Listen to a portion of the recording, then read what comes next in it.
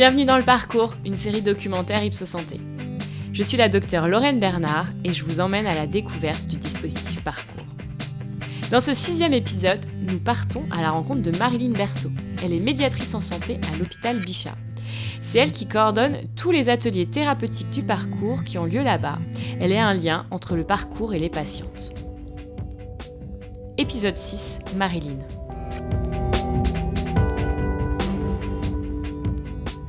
Tu es médiatrice en santé. Dans tous les épisodes du parcours, on entend régulièrement ton prénom. Est-ce que tu peux nous expliquer, avec tes mots, quel est ton rôle au sein du parcours ?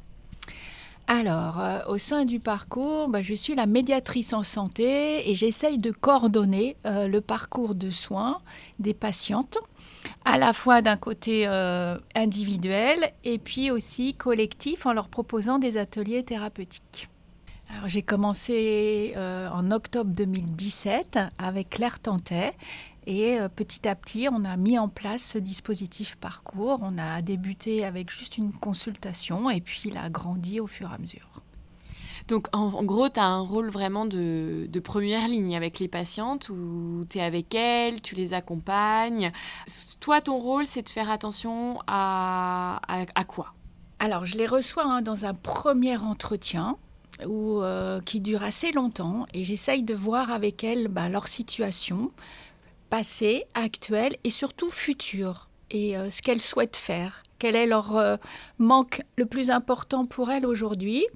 Et surtout, lors de ce premier entretien qui est très important, j'essaye de créer un lien de confiance qui après doit perdurer. Et donc, je vais essayer de devenir un petit peu leur confidente et les suivre tout au long de leur parcours avec nous.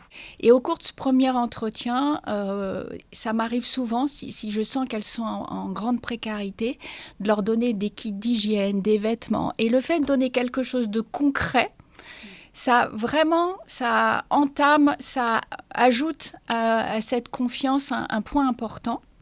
Et la deuxième chose que je me suis aperçue qui est important aussi, c'est d'échanger leur numéro de téléphone. C'est-à-dire que je leur propose, si elles acceptent, de rentrer mon numéro de téléphone portable pro dans le leur avec mon prénom. Et là, c'est un lien très fort parce que comme je vais les rappeler régulièrement pour leur rendez-vous, sur leur téléphone, elles vont savoir que c'est moi qui les appelle. Et du coup, ça va un petit peu les rassurer. Et donc, elles vont ou décrocher, ou me rappeler plus tard, mais me tenir au courant. Et ça, je me suis rendu compte que c'était vraiment 2 points importants. Et le troisième, bien sûr, et le plus important, c'est de poser des questions ouvertes et d'être à leur écoute. Et d'être dans le non-jugement. Tu as aussi un rôle, a priori, tu les rappelles, tu fais attention à ce qu'elles viennent bien au rendez-vous. Ça, c'est très, très important, de les accrocher dans le parcours. Et donc, je vais les appeler presque quasiment chaque semaine ou à chaque fois qu'elles ont un rendez-vous, soit médical, à l'hôpital ou médical à l'extérieur et aussi pour les ateliers thérapeutiques.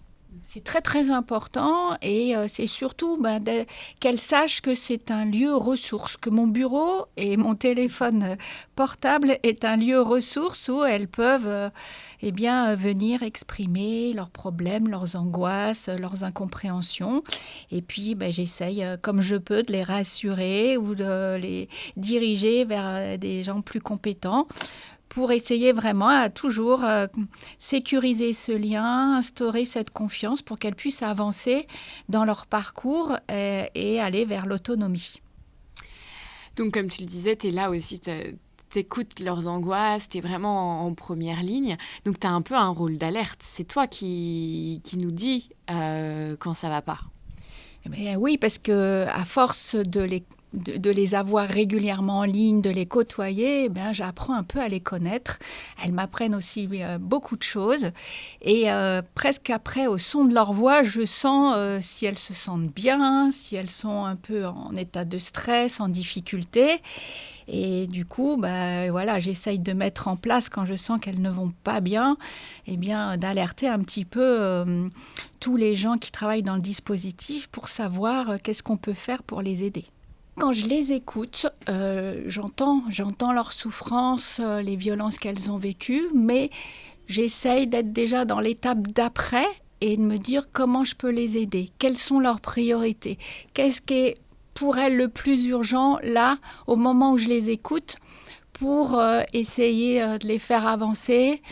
Et j'essaye d'avoir beaucoup d'écoute et surtout un soutien optimiste et de savoir que se dire, voilà, maintenant qu'elles sont ici, en France, qu'elles n'ont plus leur vie en danger, eh bien, qu'est-ce qu'on peut mettre en place pour essayer d'améliorer leur quotidien, soit matériellement, soit avec des rendez-vous médicaux, soit avec des entretiens de psychologues et de psychiatres, mais je suis déjà dans le futur. Moi, au début, ça m'est arrivé d'être en colère.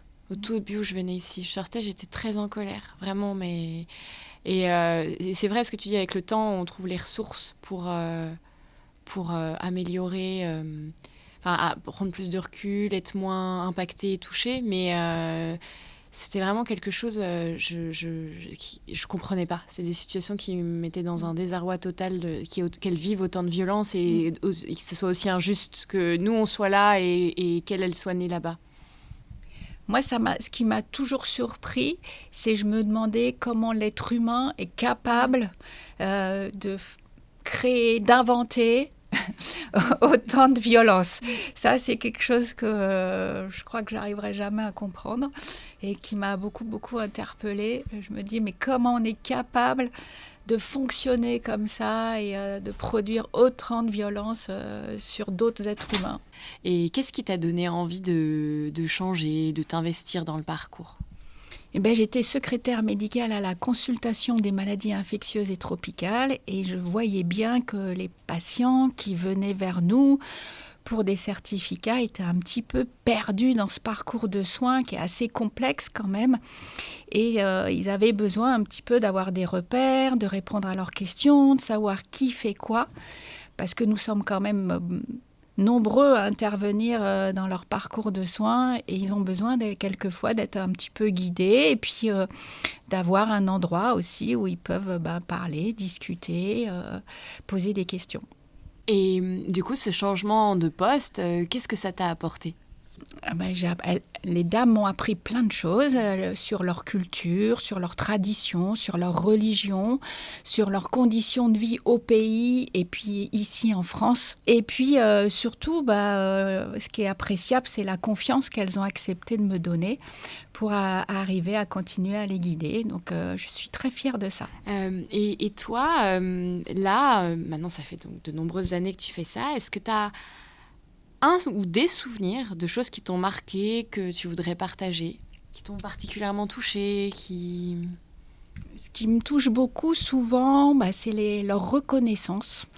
Ce qui me touche beaucoup, c'est de savoir petit à petit la façon dont elles ont pu investir notre dispositif parcours, la façon dont elles ont pu progresser dans leur vie, dans leur autonomie.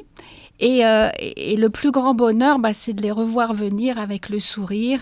Et à chaque petite victoire, que ce soit la carte AME, que ce soit un premier rendez-vous avec l'avocate pour revoir leur situation, ou le premier hébergement, ou le premier petit boulot, elles viennent le partager avec moi.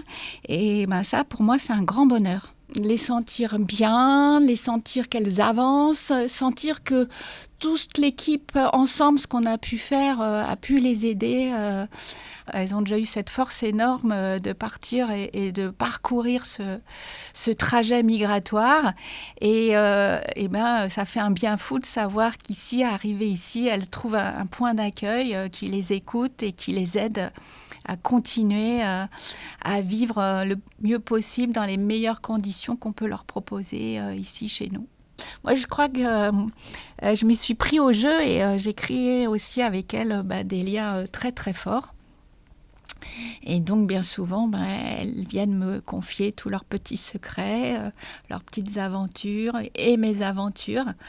Et ça me fait chaud au cœur de savoir qu'on échange des choses très intimes quelquefois, des confidences. Et puis, quand il y a des petites victoires, c'est un petit peu aussi les miennes qu'on partage ensemble.